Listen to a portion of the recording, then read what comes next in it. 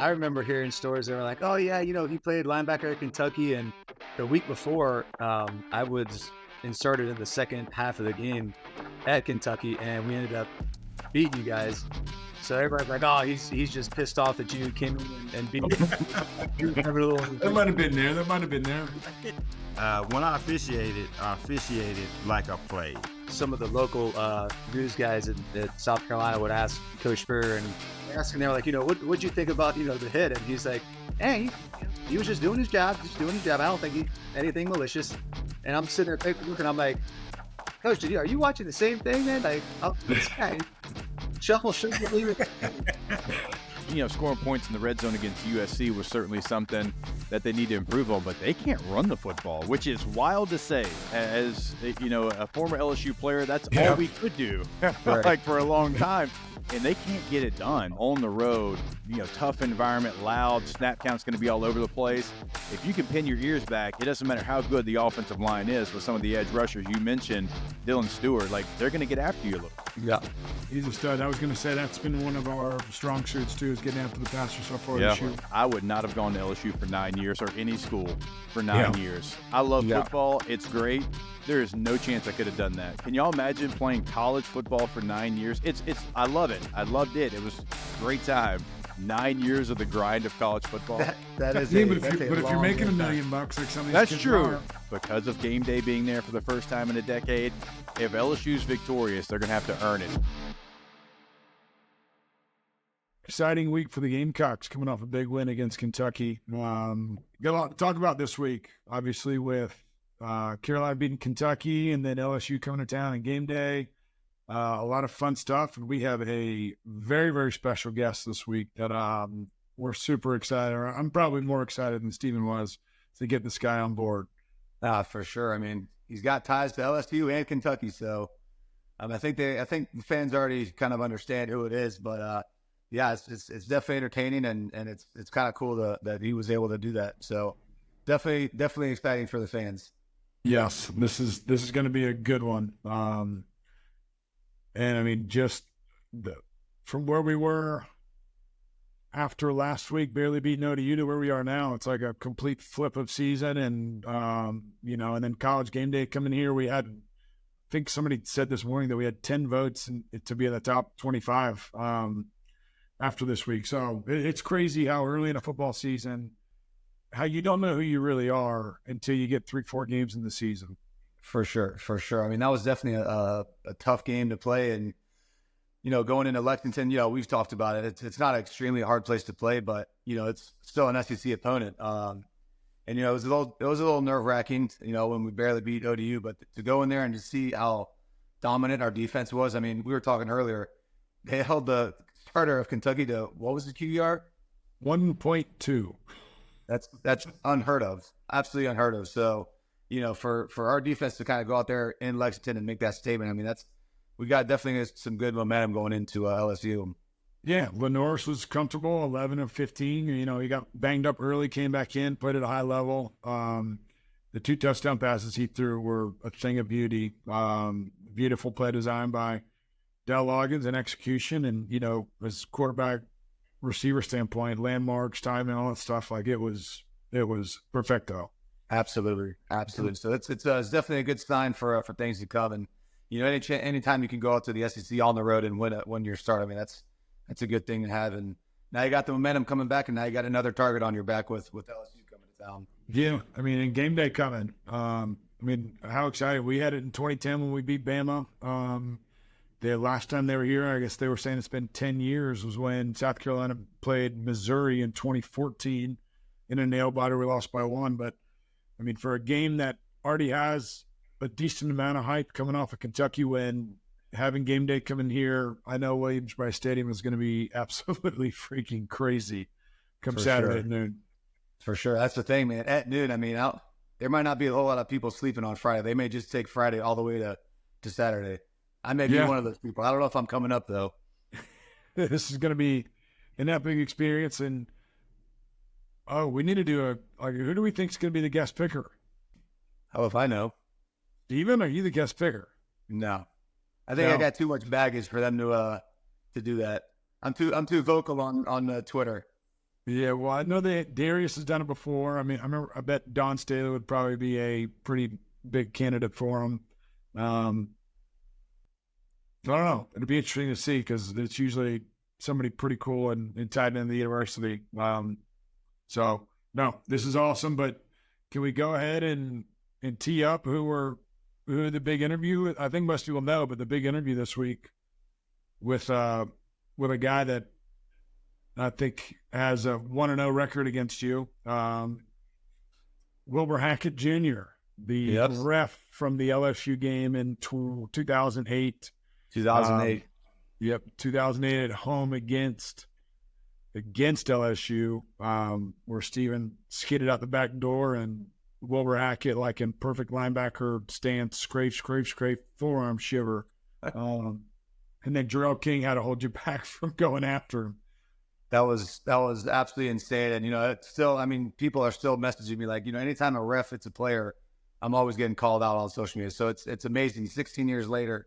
But yeah, I mean, getting his number, getting a chance to talk to him on the phone, and then him being willing to come on our show. I mean, that was pretty damn cool. And, I mean, the guy's got an unbelievable story. Like, life story it's truly amazing. I had no idea. But, after getting to talk to him and, he's still texting me to this day after this stuff. So, it's pretty cool. So, but yeah, man, I know I was excited to have him on, and I'm sure the fans are going to love hearing his side of the story. Oh, they're going to love this.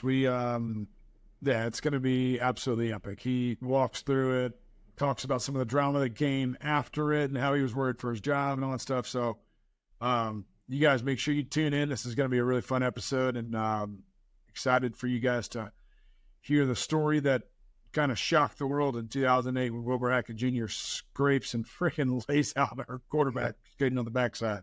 I tell you what, I still want to find out who the LSU lineman was. I'm going to have to go back and see who it was. That the story he told us about, like, why he was so amped up and why he was so aggressive. Yes, that offensive lineman. I want to find out who that was and send him a strongly worded message.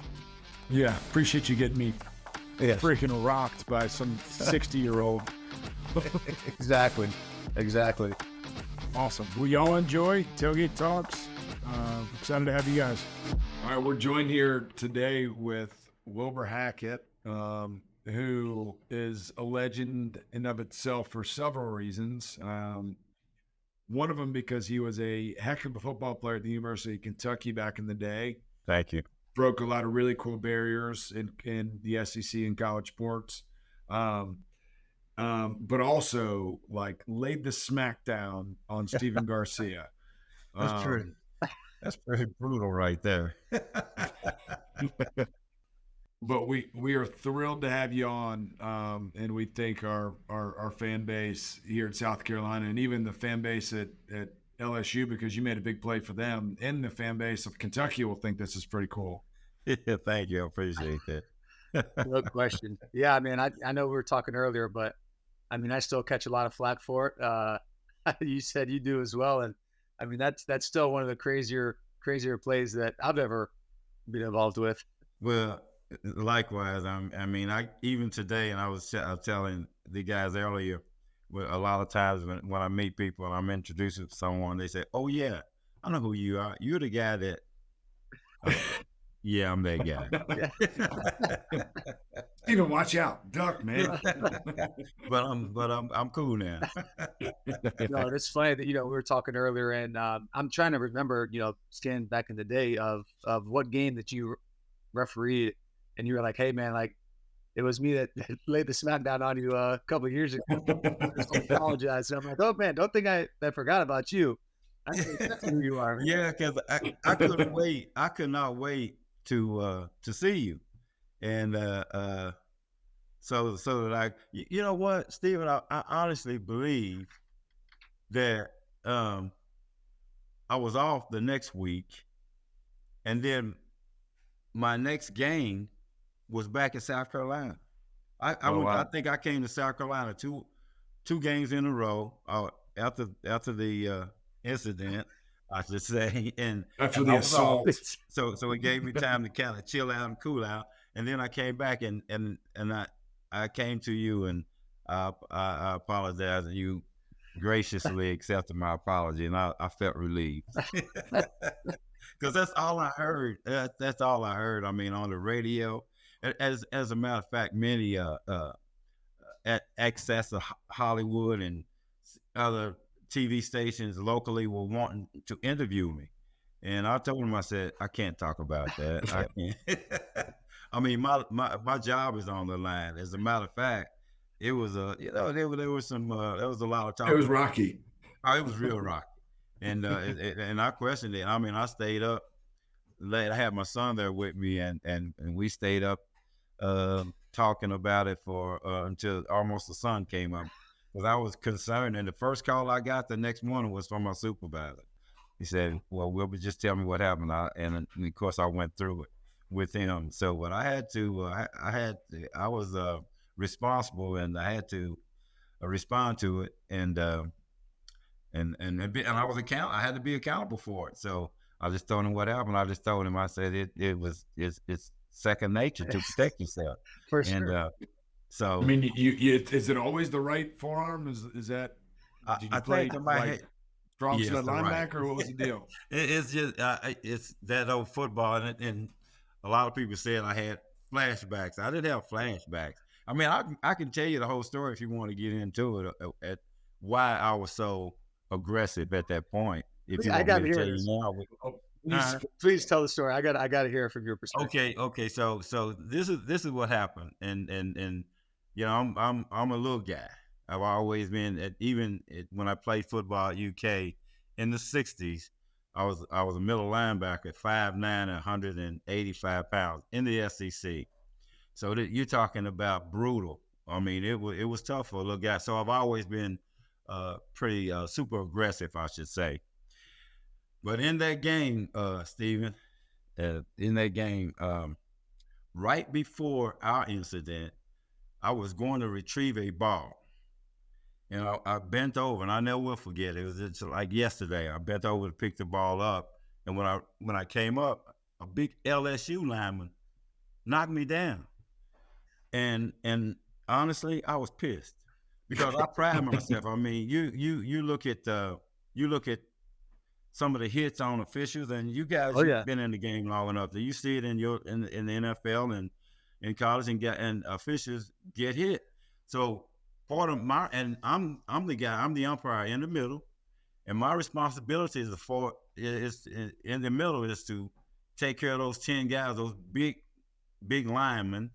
Yep. Keep that mess cleaned up, and then I have to watch for these quick, speedy running backs coming to the road. So my whole thing is to stay on my feet, because you can't officiate on your back, and to protect myself. So this big lineman, I wish I could say what I really want to say, but anyway, he big ass lineman. But anyway, he knocked me down. So I jumped up, and I pretty much got on this. I said, "Don't you ever hit me." I mean, these were my words, and I remember, "Don't you ever hit me like that again. If you do that again, and you won't play. You won't see the rest of this game." And so then the coaches, they saw what happened, and so they called him out.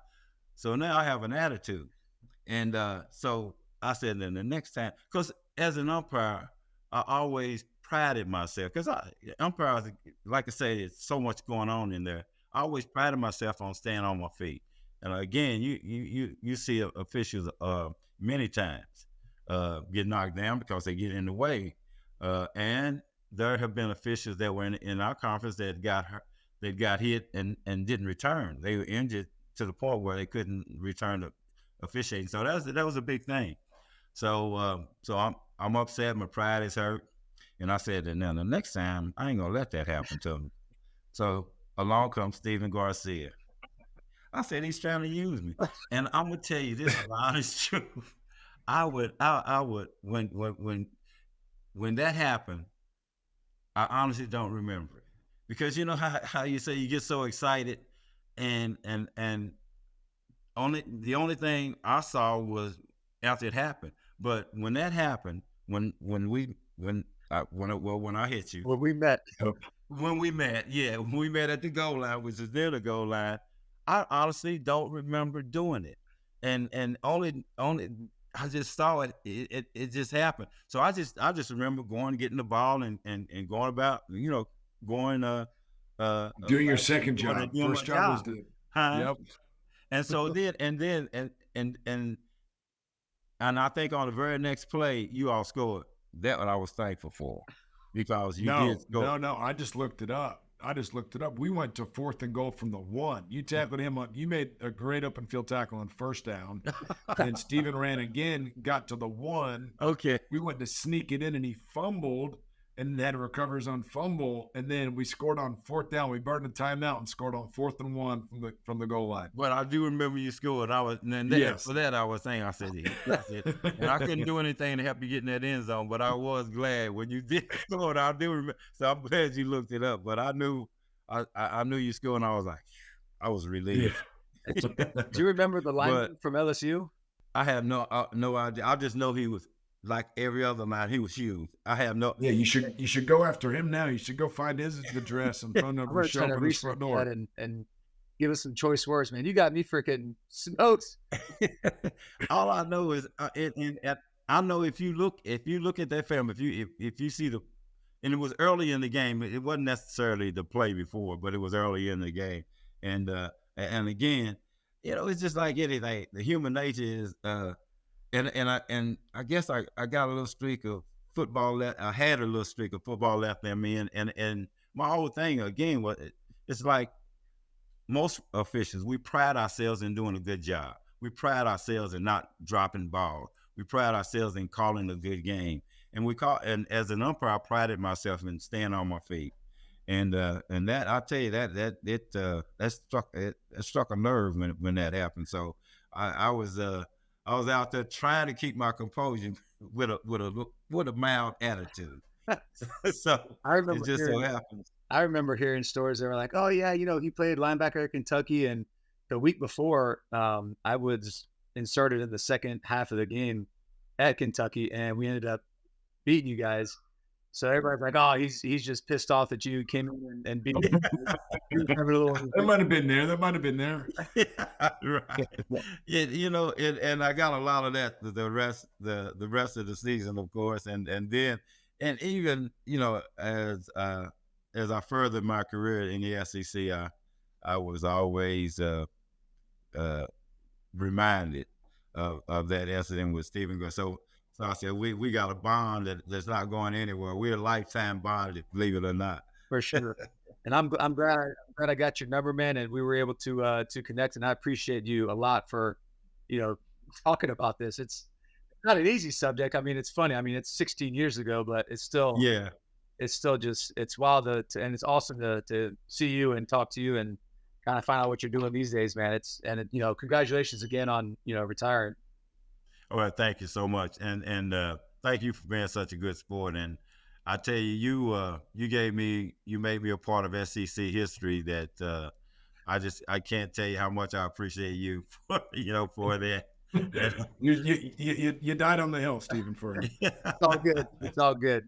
At the 4-yard line, actually. Hey, that's great. But yeah, man, I've always kept up with you, and glad to see you guys are doing well, and thank you again so much for reaching out to me. And just always, when you called me, I actually got excited because when you said, I thought it was a prank. Honestly, I said, Steven got, he got my number. He don't know. He would call me. That's the thing. It was funny. Like when I called you and you were like, "Who is this? Hold on a second." Then we heard you like walk outside and like the door slowly opened. He's like, "Yeah." I'm like, "Man, he probably thinks I'm like FBI or something." Yeah.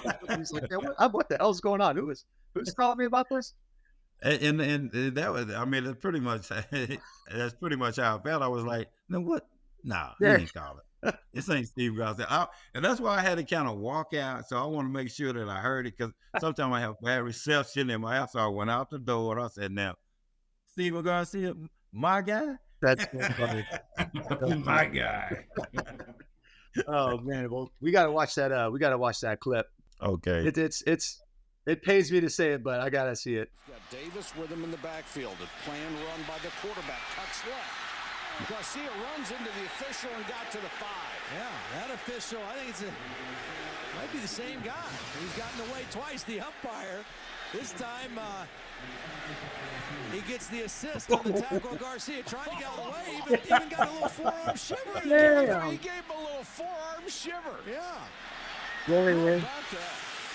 I think he was just trying to protect himself, but Wilbur Hackett Jr., the umpire, got in the fray there twice. Wilbur, good shot. Oh, that's fantastic. Man, that was unbelievable. And I'll tell you what, I remember it was supposed to be a run to the right, and I saw all the offensive line kind of shift over, so did a little cutback.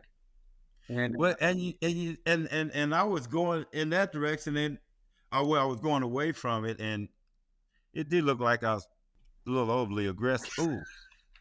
I just shit. looking at you, and I'm like, I can't say it on the air, but I'm like, what the is going on? What? I mean, I was going nuts, and it was Jarrell King, who was our left tackle. Yeah. He's like, arm around me. He's like, hey, man, relax. I'm like, what? I just got smoked, dude. you know, I think I did. It was either hit or be hit. And I think when you cut back on me, I was like, oh, well, got to do what you played Mike Lane. I never even thought about it. You scraped out the backside. You saw the open gap. You had outside leverage, and you just took your shot. Let me tell you, this is what I used to tell my brother-in-law, he played football in Missouri, and we talked about this a lot. When I officiated like I played. So part of my MO was I always read, and I moved based on when I played middle linebacker, and a lot of things that I did was instinctively done, and it was just a natural reaction, not the hit, but it was just my read. Now, where the hit came from, I guess, was see ball, get ball. Yeah. But anyway, I always felt like and I think my success came because that I was naturally I was suited for that position because I played, like I said, inside linebacker pretty much all my life, and that's how I officiated, just like I played. So sorry for having that bad habit. No, I mean, it's self-preservation. I mean, I think anybody in that position would have done the same thing. I mean, yeah, and that's part of it too. It was instinct and self-preservation. It was hit or be hit. So I'll tell you what, man, I remember some of the local news guys at South Carolina would ask Coach Spurrier, and for some reason, I don't know why, but I was in the same like media room with him or around some media people, and asking, they were like, what'd you think about, the hit? And he's like, hey, he was just doing his job. I don't think he anything malicious. And I'm sitting there looking, I'm like, Coach, are you watching the same thing, man? Like, this guy shuffle shouldn't believe it. that is something that I was really appreciative of, is the fact that Coach Spurrier was supportive, and I've always looked up to him, even as a player at Florida.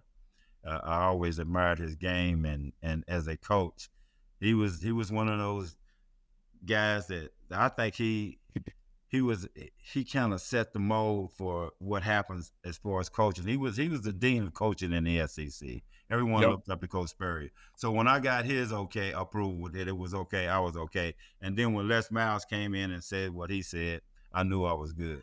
But initially, it was guys who called me, said, "Man, you're in trouble."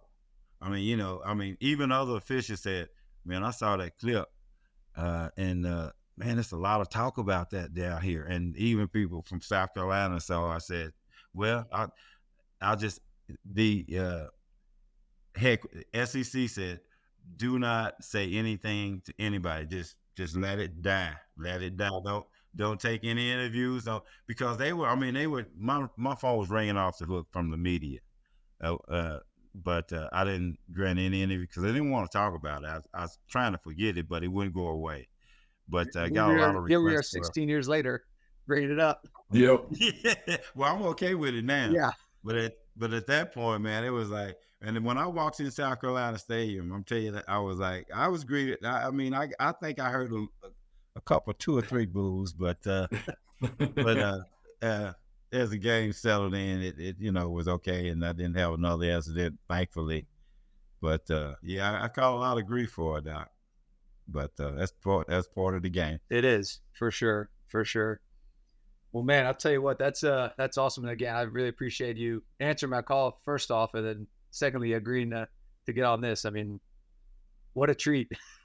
Yeah, same here. I just really appreciate the fact that you wanted, you reached out to me and wanted to do this interview, and I'm really excited about reconnecting with you, and especially this is just it's actually a treat. Absolutely. I'm excited about it, and thank you so much for being who you are, and for approaching me for this interview. So I'm really grateful. Thank you. Yeah, we recruited a new subscriber to the podcast. Now Wilbur Hackett's going to be a lifelong listener of Tailgate Talks. I'll be looking for you guys. Garcia. Yeah, that's exactly right.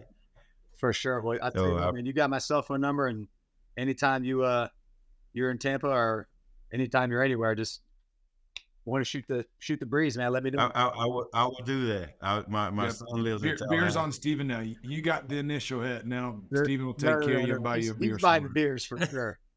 Okay, that'll be fine. The first round. I want to hold you to it. I come, like I said, my son lives in Tallahassee, so I've been through Tampa a few times. So, matter of fact, he worked at South Florida for 4 years. So I was in Tampa quite a bit a few years ago. Is he in football with them right now, or he coached with Willie Taggart. Okay, and Willie was at University of South Florida for 4 years, and then went to Oregon, and then Florida State. So Florida State was his last job, his last time working football, which was at Florida State. But he stayed there when Willie went to FAU. He stayed at Florida State, stayed in Tallahassee. I got you. So I'm in and out of Florida quite a bit. So I'll be looking for you. Yeah, please do, man. Don't be afraid to holler at me. Okay, we'll do that. Well, cool, man. Well, I think this is awesome, man. This is really fun to kind of recount that whole situation and actually hear from your side of the story officially. Oh yeah, I mean, and I try to be consistent with what I say. And how much money did you win on this game? That's what I've heard that before. I'm just glad I'm not a betting scoring man. on the drive. So did we ruin the bet? like I told you guys before, I was so glad, and I'm glad you did your homework. I know you scored. I just didn't know when. So I was then that was I'm telling you, that was relief. Because I heard that story too. They said he had to be betting on the games. I mean, that's what I heard. We ought to go back, dude. He might have been the one he might have pushed the pile on that quarterback sneak on third down. He might have been back there anchoring the pile, punched the ball out. Might have been. I can't say I was pulling, but again, it was a relief when you scored. It doesn't matter, but it made me feel better because it was like, okay, they did get in, because I felt pretty bad about it for a minute. Well, this is fantastic. We appreciate your sportsmanship and hopping on and catching up with us. And for sure, if you ever come through Columbia, South Carolina, and get my number from Steven, then yeah, we'd love to grab a beer and catch up in person. I appreciate that. And speaking of Columbia, that was one of my favorite places to officiate. South Carolina, I really enjoyed your city and hospitality, and just a great place. So Williams-Brice is special. Yeah, appreciate that. Tell you what, man, we play against your alma mater this weekend. Yes. Who you like in that one? Well, I'll give you one guess. I think it's going to be a pretty good game, and I think we know the history. South Carolina has been very successful against us in these past few years. So I think it's a great second game to have, and I think it's going to be very competitive. And when South Carolina and Kentucky play, it's a toss up for sure. So sure. Do you make it? I think it'll be good. Do you make it out to any of those games? Well, until this past year, I pretty much worked the whole season, and I'm not a good fan, Steve. I'm just not good at sitting in the stands because I get excited about the game, and I feel a lot of times I really don't go to games because I talk too much and I say too much and I get too excited. So I'm a better armchair fan at home. I'm better watching it on TV. Yep, I'm similar. And I don't think I'm going because I really do have some plans for this weekend. But I'll be watching some. I'll be watching. So, 3:30 kickoff. I'm gonna make it a point to watch this, and I'll be thinking about you guys.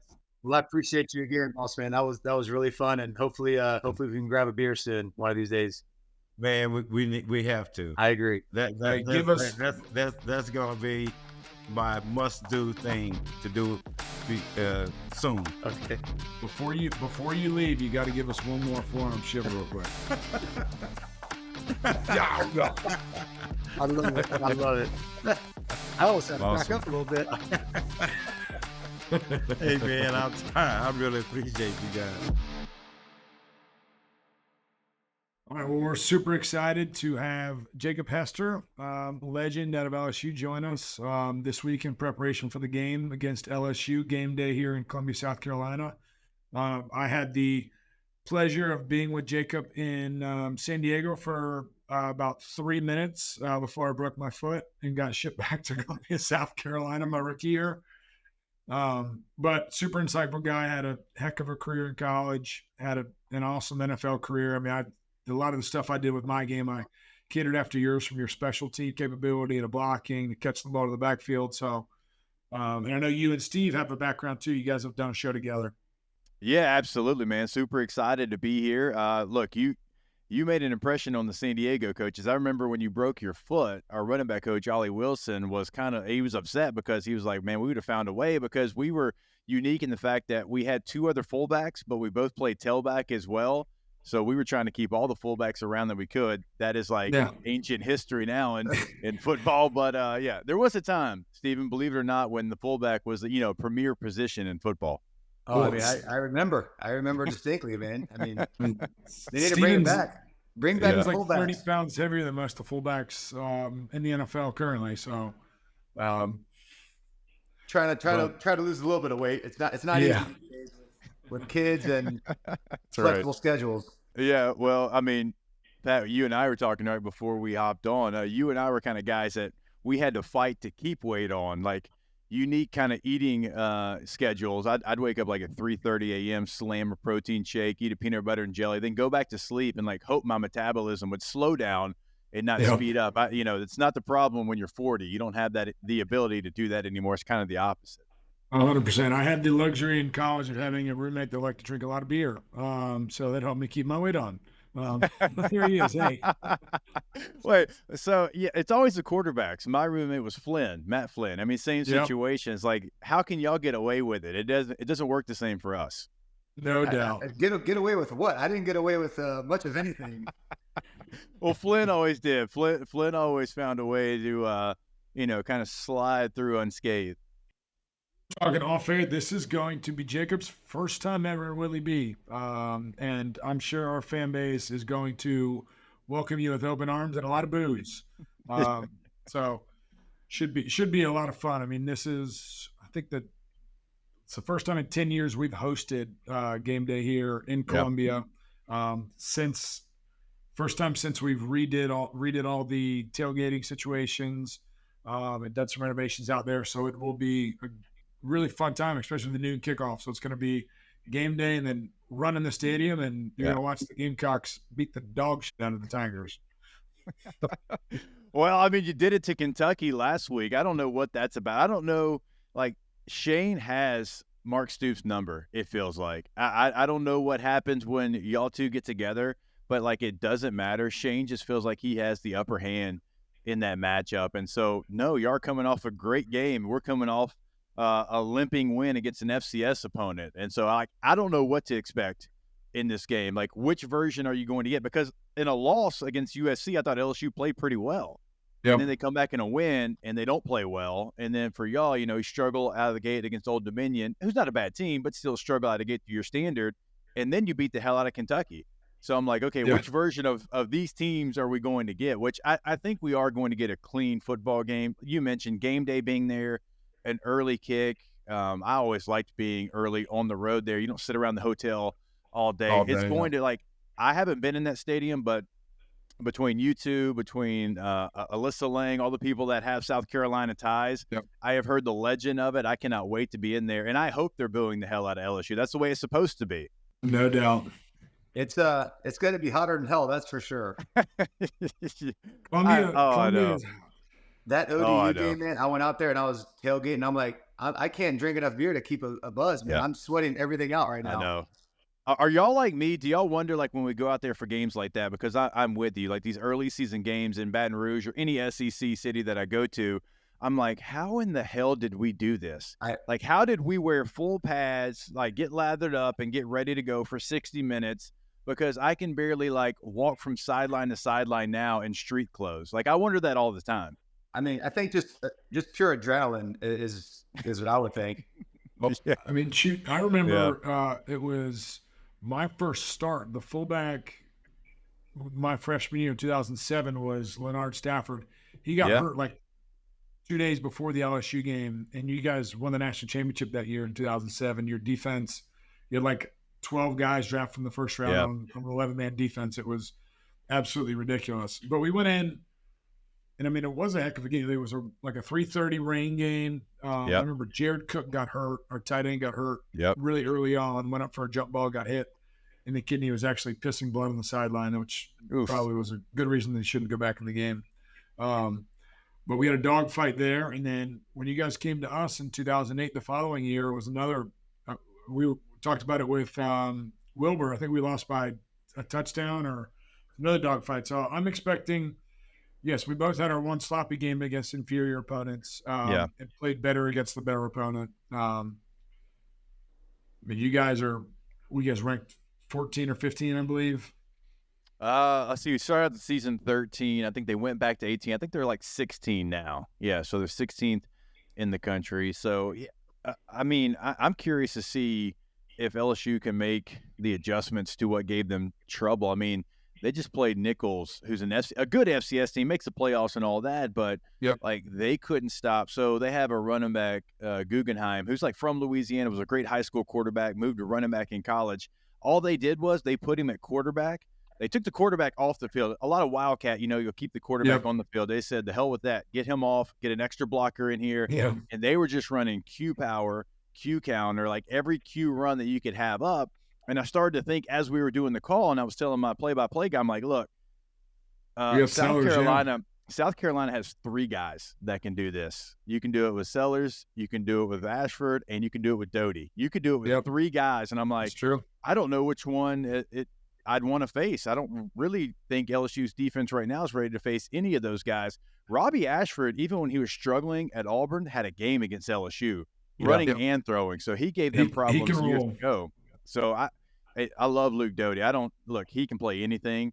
Like I would utilize him in this game. Don't tell the coaches. Don't tell Shane I said that. I don't want to see that. But like he could have a major role in this game because the kid from Nichols who just went out there and had 130-something yards on you, hit a 67-yarder, like he doesn't have the skill set that Luke Doty has. And so like there's a lot of matchups that make you nervous if you're an LSU fan, at least on South Carolina's offense. Yeah, well, our offense has not been our strong suit so far, so it would be good for us to get rolling against you guys because I think we're going to need our defense has been playing very well. We forced 6 turnovers in 2 games. Really have only given up 2 just big plays. One was a deep ball where we got beat, and then one was a scramble play. But no, I mean, Steve and I were talking about it earlier today. Like, you don't really know who a football team is until you play 3 or 4 football games. Right. Because the first 2 games of the year are a crapshoot. Who are you going to be? You're used to playing against each other. You're finally getting into the game prep and like getting familiar with it. So I do think that both teams are going to have our most crisp games so far this season. And no, it is going to be interesting. Y'all's receiver, Kyron Lacey's a stud too. So we're going to have him circled as a playmaker. Well, I'll tell you what, man, Nussmeier, I freaking love him, man. He's, when he was living down here in Orlando, he would always come to these camps as well. So that's actually funny. Me and Pat were talking earlier, kind of going through some bets, and the Castellanos kid from BC, he would always come to our camps in Orlando, and then Nussmeier's, he's always in there. I still talk to him all the time, so I'm gonna tell him, hey man, make sure you keep your eye out on that left side, man. That 18-year-old freshman kid's pretty damn good. Yeah, so Nussmeier's been as advertised. I mean, he had 6 touchdown passes last week. I mean, he kind of goes through his progressions, as you know, like as a true pro, and the offense hasn't really been an issue. Now, scoring points in the red zone against USC was certainly something that they need to improve on, but they can't run the football, which is wild to say. As, a former LSU player, that's all we could do, like for a long time, and they can't get it done. Like even in this game against Nichols, they're trying to do different things than they did. Like last year, you had the cheat code. You had a unicorn at quarterback, right? And you didn't have to have a lot of run game up. All they ran was zone last year. It was like a version of inside zone. We're either going to hand it off to the running back or we're going to pull it. But the edge defender was terrified that Jaden Daniels was going to pull it, so he didn't crash down. There were so many backside cuts last year. That backside cut's not there this year. USC didn't give a damn about Garrett Nussmeier pulling the football at all. I mean, they were coming downhill. They basically had an extra defender because they didn't even worry about it. They crashed down as hard as they could, and it was effective. And, Garrett never pulled it because it's not his game. And same thing this week, man. It's like they're trying to run counter. They're trying to do some different things they didn't do a year ago, but you can tell it's a work in progress. The running backs don't know how to read it. They're going side to side really for the first time and not going north-south. And, they've got some bigger 230-pound running backs that aren't really good right now going side to side. They don't understand, hey, I got to be patient here. I got to let both my pullers get out in front of me. I got to read it. I got to go B-gap to expand. There was one play where you had a freshman running back. He beat both pullers to the hole. I'm like, hey, young fella, that ain't it, man. Let the big guys get in front of you, buddy. Yeah, I know you're a freshman and you want to do everything 1,000 miles per hour, but there's a reason why on counter you kind of take 2 side steps and then you come back full force. And so it's like things like that. They just don't – the run game right now is not on the same page. The offensive line has been incredible in pass protection. Garrett Nussmeier, I don't think, has been sacked in 2 games. I don't know if he's really been touched. But in the run game, they're really struggling. And so if they become one-dimensional against South Carolina on the road, tough environment, loud, snap count's going to be all over the place. If you can pin your ears back, it doesn't matter how good the offensive line is with some of the edge rushers. You mentioned Dylan Stewart. Like, they're going to get after you a little bit. Yeah. He's a stud. I was going to say that's been one of our strong suits, too, is getting after the passer so far this year. Stewart, I think, has 3.5 sacks already. And then Kennard has at least 2.5 from game 1. So we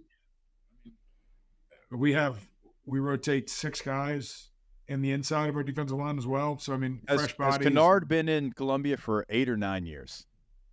He's been here for like 8 days. He just transferred in from I know. It feels Tech. like I know. It feels like he has been in. I meant college football, but it feels like he's been in college football like for a decade plus. I'm trying to think what Georgia Tech game I was watching like 2 years ago, but he was the same thing. I'm like, this guy felt like he was at Georgia Tech for 6 years. That was 2 years ago. And now it feels like he's been in college. But what an advantage for like a tool for Dylan Stewart to be able to be like, hey, you've been in football for a very, very long time. Like, give me some tips, give me the tools. Yeah, I'm going to watch the way you work because you know how it is. If you start playing right away like he has, then there's so many different things that you can pick up. When you're a freshman, you don't really have time to be a freshman because they're counting on you. So that's a great advantage for South Carolina to have like the polar opposites, like a veteran and then just a young player that can kind of come together, and it's worked so far for sure. And that's kind of what happened with Clowney and Melvin Ingram. You remember that? Yeah. Ooh, I was teammates with Melvin Ingram. True, he's a freak show. That guy, like he doesn't even like he doesn't look like a typical edge rusher. Like, and I mean that like a good way. He's just kind of a stocky guy, but you learn real quick. It doesn't matter how tall he is. He was a bat out of hell off the edge. The first like power block I had him in practice, I was like, he's gonna play for a long time. He played Mike linebacker. We came in the same recruiting class. He's a Mike linebacker, and that's what he looks like. Yeah. He didn't want to make the tackle. He just wanted to rock my world on a freaking ISO, and I'm like, that's it. God, can we run wide zone now? Like, get me out of the A gaps with this guy. I remember doing inside a run. with you guys, and just hearing like the collision between you and him, I'm like, good God, man! Oh this my is, gosh! this is not Jefferson High School anymore. Man, he played like edge in the 3-4 defense the same way, man. God, I mean, he was playing last year, wasn't he? Like, still in the NFL. Picked up by the Dolphins last year. So our end of game play. Fun fact: Melvin could throw a football like 90 yards. Like, he's one of the most freakish athletes I have ever seen. Yeah. If we were like past minus 40-yard territory, Steven would roll right, would throw back 10 yards to Melvin, 10 yards behind him, and Melvin would throw it 75 yards in the end zone. That was our end of game play. Yeah. No, I need. I wish we would have used that. I wish we would have used that one time. I don't think we ever used it, did we? No, I mean, thankfully we didn't have to. I feel like I would have remembered if Melvin, would have had to go in there and throw a bomb. I would have loved to see it though. Oh man, where are you? Where are you at now? I'm in Baton Rouge. Yeah, I'm in Baton Rouge. After you retire, you try to figure out where you're going to go. You go back to the hometown for a little bit, and I was like, wait a minute, I'm covering games down in Baton Rouge every weekend. Let me go ahead and make the move down there. So yeah, we've been here since like 2018. Oh, nice. So yeah. Did you get involved with Did you get involved with the D1 franchise down there? Yeah. So I have a D1 up in my hometown in Shreveport, Louisiana. Yeah. So got that opened up, and it's still doing great. And then Steve and I were just talking about a couple of weeks ago. I opened part owner of a football, kind of like, how all the baseball facilities are out there, and it's like, a bunch of baseball fields, and basketball has it to some extent. We actually opened a football one here in Baton Rouge. Nice. So yeah, elite training academy. We've got a 75-yard indoor. We've got 2 football fields, turfed, and so it rains down here like every day. Weight room, the whole deal, PT. And so, like, that's taken a lot of the time there. So yeah, just trying to see how many things I can do with 5 kids. Yeah, with 5 kids. Yeah, it makes sense.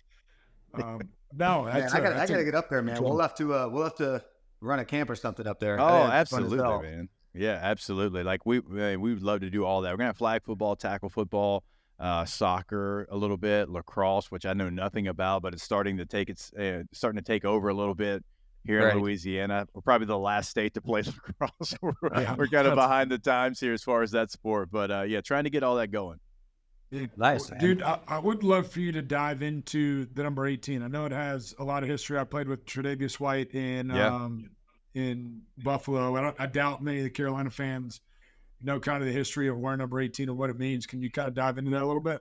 Yeah, absolutely. And so Matt Mock, he wore number 18 in 2003 was his last year. I was coming in 2004, and it kind of started a little bit as a joke. He's like, look, I want to make sure that the number kind of goes to a guy that's going to do things the right way, going to work hard and not just go to anybody. It'd be cool to kind of start something. And then they started to do a deep dive into it, and a couple of people around the LSU program, Michael Bonnet, the SID, Jack Marucci, the head trainer, Greg Stringfellow, the head equipment guy, they were like, well, look, it will make sense. Louisiana was the 18th state to come into the union. Like 18 means a lot already in the state of Louisiana. So like, let's make this a thing.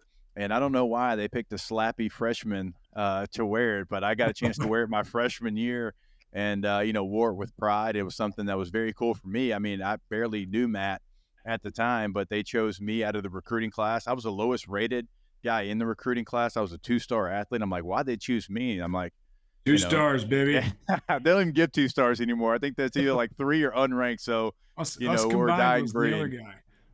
Exactly. So I had a chance to wear it, man. And then it really took off. And, me and all those people that I mentioned before and Coach Miles at the time, we'd come together and I passed it to Richard Dixon, a tight end who was a, 2-time All-SEC player.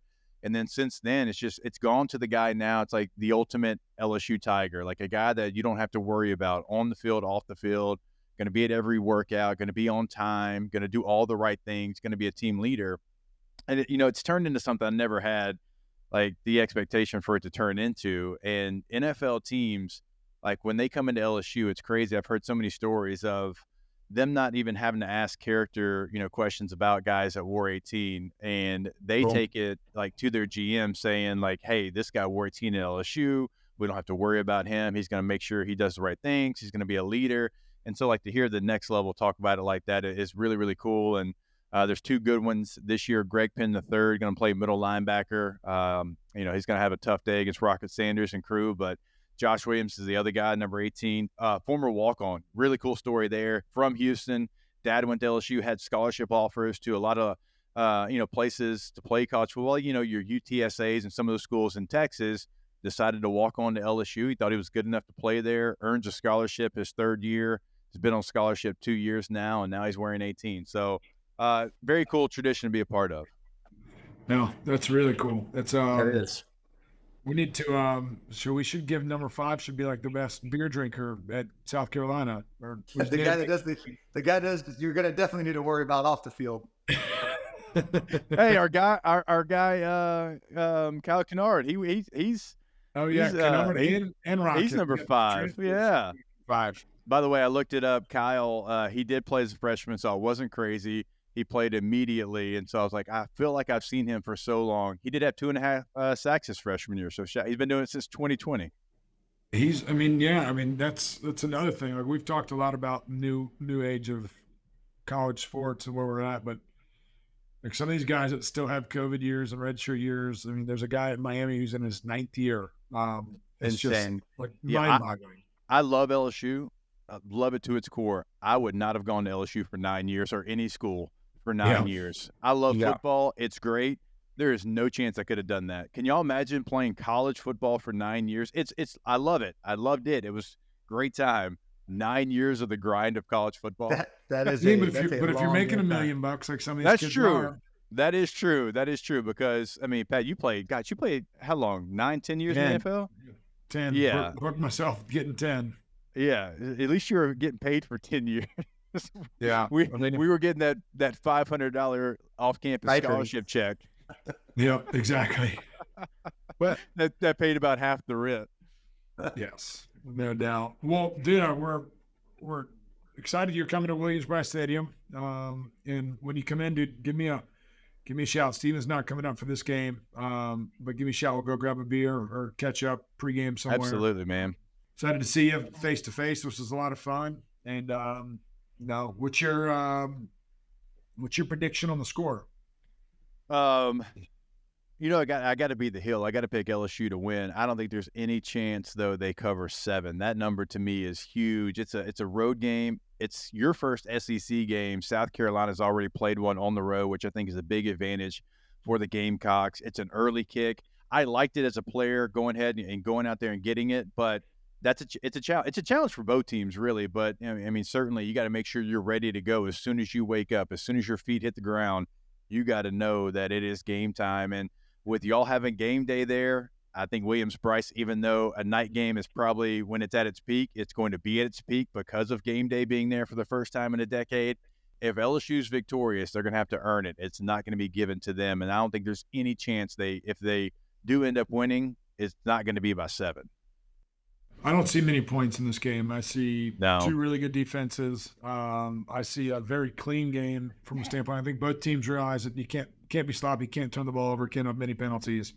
If you want to win this game, this is going to be a defensive duel and a ball possession, control the field position type game, in my opinion. Which is, Stephen, you probably hate that being a quarterback.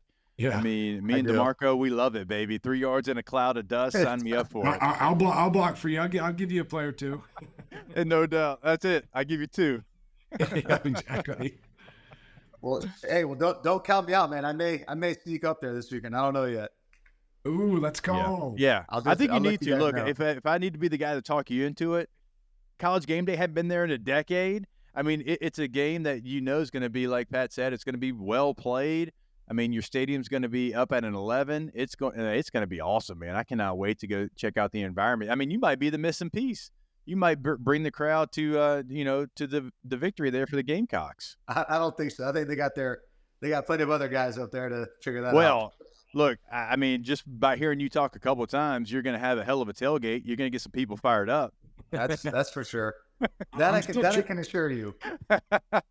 I'm still trying to get out of him if he's going to be the guest picker on College Game Day. We're still trying to figure out who this is going to be. Maybe he just hinted at that I might be up there. Okay. I mean, you guys both have seen my Twitter. There's no way in hell they're going to have me Get on That's there. true. Absolutely zero chance. Who would be like is Darius Rucker like the obvious choice?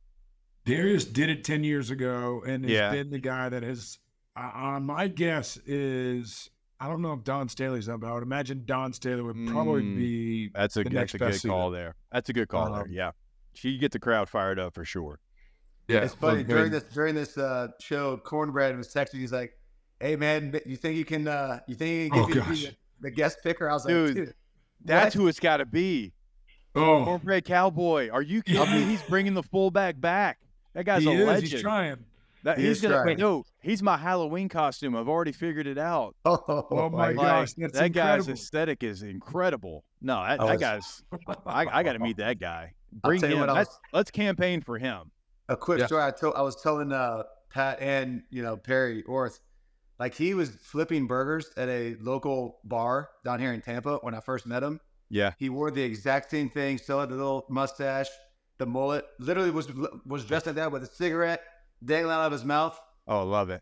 And I was Hey, like, I would dude, have thought he would have what are been. you I doing? thought he was going to be a financial advisor or something. I would have thought he would be a lot more trustworthy job. No, than I a trust burger this guy with company. my life. What are you talking about? I love the guy. Oh, that's incredible.